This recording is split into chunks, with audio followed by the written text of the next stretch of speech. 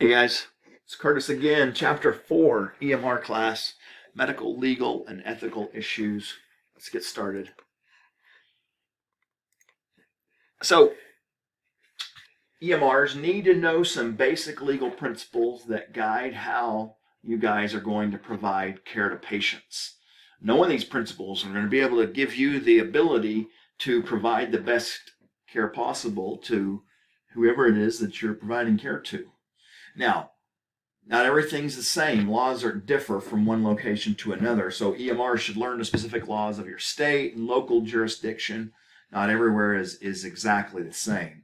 So don't lose sight of the following concepts, though, when providing your patient care. So we've talked about this part already. Above all else, do no harm. And then provide all your care in good faith. So what we mean by that is keep the patient's best interest in your mind. So you want to make sure that you're doing that you believe whatever you're doing is best for the patient. And then provide proper, consistent care. So be compassionate, maintain your composure. If you're employed by an agency that has designated you as an EMR and you're dispatched to the scene of an accident or illness, you have a duty to act. So you have a duty to act. You need to take care of someone if you are dispatched to this emergency. That's what you're there for. You must proceed quickly to the scene and provide emergency medical care within the limits of your training and available equipment. So the other side of that is failure to respond or render necessary emergency care leaves you and your agency vulnerable to legal action. So you don't want that. You want to follow the duty to act and take care of people the way that we're supposed to. Now, let's talk about standard of care. So talking about being a trained EMR, you're expected to use this knowledge that you're learning now and the skills that you're going to be learning to the best of your ability under the circumstances of each situation. So the standard of care is the manner in which you must act or behave. So to comply with standard of care, you must meet two criteria. One is to treat the patient to the best of your ability.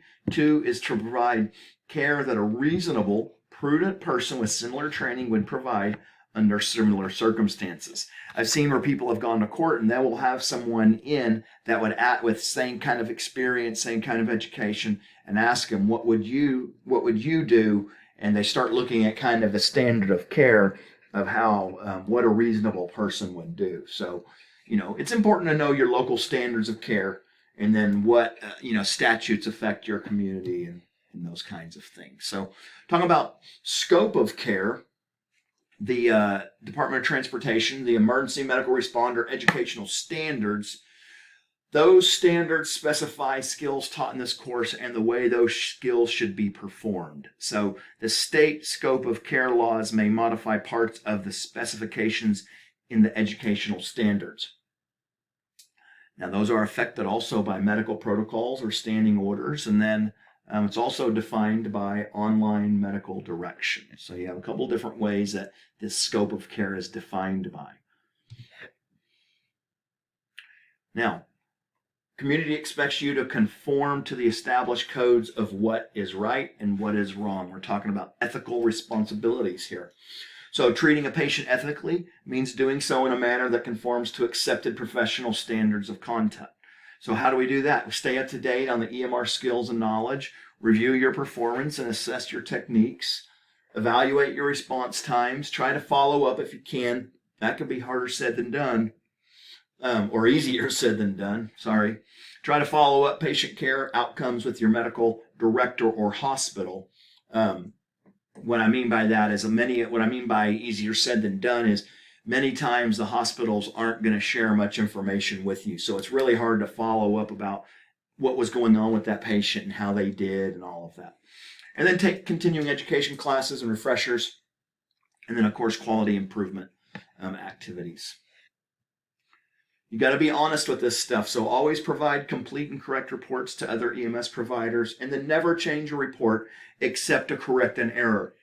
If you do correct a report, you should make some kind of addendum or something to it, whether you fill out a little form that says I changed this, or you initial next to it saying that you changed it or something, but some type of annotation that says that you did, that it's different now than when you turned it in. So let's talk about consent. You come upon somebody and they need to give you consent. So before we can treat them, before they become a patient. So consent simply means giving approval or permission. So we have several kinds of consent. And we're going to talk about some different kinds. So expressed consent, the patient actually lets you know, verbally or non-verbally, that he or she is willing to accept treatment. So express consent is based on the assumption that the patient has the right to determine what will be done to his or her body, should also be informed. So sometimes called actual consent. The patient must be of legal age, though, and able to make a rational decision. Implied consent. Any patient who does not specifically refuse emergency care can be treated under the principle of implied consent. So you should never hesitate to treat an unconscious person. So we are looking at thinking that they would want to be taken care of. You roll up on an unconscious person, they're not going to say, yes, I agree for you to treat me. It's implied. We would expect that they would want us to treat them. And then consent for minors. Person who has not yet reached the legal age, usually 18, designated by a particular state. So under the law, minors are not considered capable of speaking for themselves, and you'll need to figure out what your local protocol is of how you take care of that. Consent for minors. Emergency treatment of a minor by physician must wait until a parent or legal guardian consents to treatment. And if permission cannot be quickly obtained, do not hesitate to give appropriate emergency medical care. Mental illness. Now it can get a little tricky. Legal issues are more complicated if the patient who refused to be treated appears to be out of touch with reality. If the person appears to be a threat to themselves or to others, then they can be placed under medical care. You may need to get law enforcement involved, obviously, if you're going to take somebody under care. But if they're going to be a threat to themselves or others, then they can be EOD'd or something like that. So you want to know your state's legal mechanism for handling these patients. And then that last point, do not hesitate to involve law enforcement. You sure don't want to just kind of kidnap somebody because you believe that, they're unable to take care of themselves. Kidnapping is still kidnapping. So a competent adult, they have a legal right to refuse treatment. That can be a little bit startling to people, but someone has the right to make really bad decisions for themselves. So you go out, I'm sorry, I just ate lunch and man, it's all kicking in. You go out and you treat somebody that appears to be having a heart attack. Their color is bad. Maybe even the paramedic puts them on a monitor. All of these things, they have the legal right to refuse treatment. They have the right, essentially, to die if they want. As long as they're of sound mind, they can say, no, I don't want to go. So it gets a little bit weird at times about that. But a competent adult has the legal right to refuse treatment. You can continue to talk with a person who has refused care and try to get them talked into it. You can get your someone from your ambulance service or fire department involved. You can get your medical director, an ER physician, lots and lots of people that you can get involved, but you can't just kidnap them. So patient refusal should be documented on your patient care report. Now, in my opinion, you should probably write better reports for your refusals than you do your normal care reports, because these are the kind of things that can go to court. If you do a refusal on, someone who then turns around and dies and the family doesn't know the situation and they're like, well, why didn't you go out and pick them up? And you say, well, they didn't want to go, but you don't have good documentation. That can become a quick problem for you. So make sure that you are documenting. My suggestion is always, you'll always follow your local protocol, of course, but my suggestion is to get someone else to sign off on it, especially if they have like another family member there. Have them sign off saying that they heard them refuse. Have a police officer sign off, a witness, whoever, someone other than, last case scenario is your partner. But if that's all you have, that's still two people that can say, no, we offered them a ride, they refused it. So an advance directive, a document that specifies what a person would like to be done if he or she becomes unable to make his or her own medical decisions. So there's three kinds of advance directives. A living will, which is a written document drawn up by a patient, a physician, and a lawyer. It states the types of medical care a person wants or once withheld if he or she's unable to make treatment decision, and it's often written when a patient has a terminal condition. Then you have a durable power of attorney, allows a patient to designate another person to make decisions about health care. Power of attorney is not for legal purposes. So if someone signs you over as a durable, as their health power of attorney for health care, that doesn't mean you can, that they're going to empty out their checking account or anything. It's just about health decisions. And then the DNR says they do not want resuscitation measures to be given to them. So a do not resuscitate order is permission for medical personnel to withhold resuscitation in the event of a cardiac arrest. If you are unable to determine if an advance directive is legally valid, begin appropriate medical care. You can always start doing what should be done and then stop once the correct paperwork is found or whatever. An example of that might be someone tells you that someone has a DNR, but they don't have it on them. They have to find it, whatever. Well, you have a duty to act when you get there if you find a person that is in cardiac arrest. So you can start compressions and start, health. You can start making healthcare decisions. So, taking life-saving measures. And then once they produce the piece of paperwork, you can shut it down then. But it's never a bad idea to go ahead and call a partner. So call your medical director, call your supervisor, whoever, and explain the situation to them, and let somebody else come along with you to make the decisions. Abandonment, that occurs when a trained person begins emergency care and then leaves the patient before another trained person takes over. So essentially you get on scene, you start taking care of someone, and say they make you mad, so you get busy, so you're just tired of doing it, and you leave. You need to leave them in with the same, preferably higher level of care. So when the ambulance comes, you're turning over care to the paramedics. Or even an EMT. If you're an EMR, EMT is still the next level up. So people dead at scene, you're going to, of course, once again, here's that one thing, that follow your local protocol, but you are going to follow your local protocol. But if you see any signs that a person is alive, you should begin providing care. Many times you'll see signs that there is nobody alive because things are missing or there's holes in places they shouldn't be and all of that. Or maybe they're stiff from rigor mortis or something, decomp, all kinds of issues. But unless that, you should go ahead and start working on them. If any signs of death are present, well, we're going to consider the patient to be dead. So you'll want to learn your protocol and what your local agencies.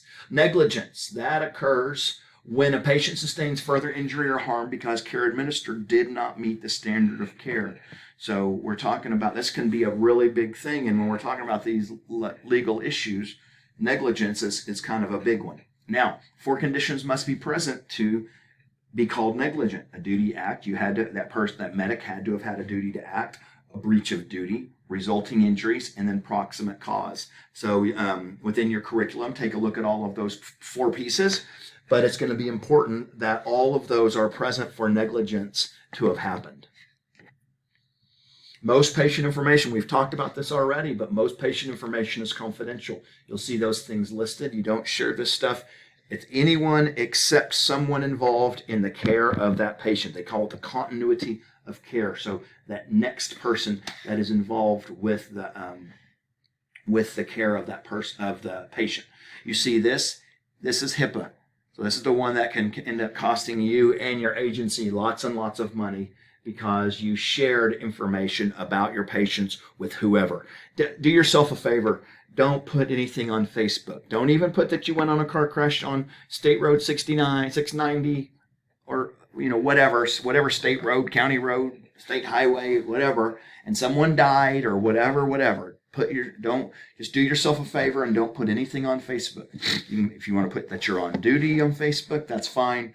But there's no reason to go out there and put all that stuff out there. All you're doing is setting it up. I've seen multiple people get fired and get sued because of stuff that have been on Facebook. So just do yourself a favor and don't be one of them. Now, Good Samaritan laws. Good Samaritan laws protect the citizens from liability for errors or omissions in giving good faith emergency care. Now, these laws do vary from state to state. Legal experts have noted that the Good Samaritan laws may no longer be needed. So these laws provide little or no legal protection for an EMS provider. Essentially, Good Samaritan laws would be like if you rolled up on a car crash, you're not on duty, and maybe you're not an EMT or anything, and you go to try to help somebody, but maybe it doesn't help and it actually even causes problems. If you were operating in good faith, really trying to help somebody, that's where the Good Samaritan law comes in. There's questions as to whether that may or may not provide some protection for someone that is being paid as a medical provider. Regulations, so you should become familiar with the federal, state, local. Make sure you're familiar with your protocols. All of those things. It makes sense that you're gonna figure those things out before you start operating as an EMR. Reportable crimes include, you see that, knife wounds, gunshot wounds, motor vehicle, suspected child or elder abuse, domestic violence, dog bites, rape, lots and lots of things. So those are things that we're going to report either to the police department. A good place to report a lot of this is when you go, if that patient is dropped off to the emergency room, because a lot of these things can be handled at that level. So learn which crimes are reportable in your area and then know your agency's procedures. So find out by your protocols or state standards if you have suspicion of fill in the blank, how would you pass that information on? Crime scene operations. Keep these considerations in mind. Protect yourself. So always protect yourself. Be sure the scene is safe before you enter. Do not just roll up on a scene and hop out, and next thing you know, you become an injured bystander. So if you determine that a crime scene is unsafe, wait in a safe location until they tell you the scene is safe. Your job is not to go in and make the scene safe. Your job is to take care of the people that were hurt there. So we all should know our role and know what we're there to do, and don't get all these things kind of twisted and do what we're supposed to do. Because our first priority, as you see, is patient care. Our first priority is not making the scene safe. Our first priority should be to not go on that scene until it is safe. So when you're assessing the scene, document anything that seems unusual. Maybe you see some things that kind of just don't sit right with you, that maybe kind of point to some weird situation or whatever. Feel free to document that. Move patient only if necessary, as we've talked about. So crime scene investigation can be a real big thing, so make sure you're not touching things and pushing things and all of that. Be careful where you place your equipment. Sometimes you can lose your equipment. I've heard stories of people losing their equipment because of where it was placed in a crime scene. So be thoughtful about where, if you don't need it right there, don't take it in. Don't take it past the tape, because it can be a real problem. So, one thing would be to work with your local police department to find out what they're going to want and how you should do things. If you can foster that relationship, they're probably glad to share that with you. So we don't screw their scenes up, and they don't have to take our equipment from us or whatever, or your boots or whatever. Documentation, one of the things that a lot of us don't necessarily care for. But as you see, it's a legal record of your treatment. So we need to do some good documentation. So the who's, the why's, the how's. So you rolled up on scene. This is what you saw. This is what you did. This is what it did for them. This is who you turned the patient over to. Those type of things. Clear, concise, accurate, readable. Here's all the things that should be on there. Condition when they are found, description of injuries, initial repeat vital signs, treatment you gave, agency and personnel who took over, pretty much just what I was talking about. So a quick summary, duty to act. Make sure you are familiar with the duty to act, understand the differences of your different consents. Advanced directives, abandonment, a Good Samaritan law, and then crime scene operations. And then make sure you document everything. So this is probably one of the less exciting ones, but it's also one of the shorter ones. So that's it, guys. Medical and legal, or medico-legal, I think it's called. Whatever it's called, we're done. So that's chapter 4. I'll talk to you soon.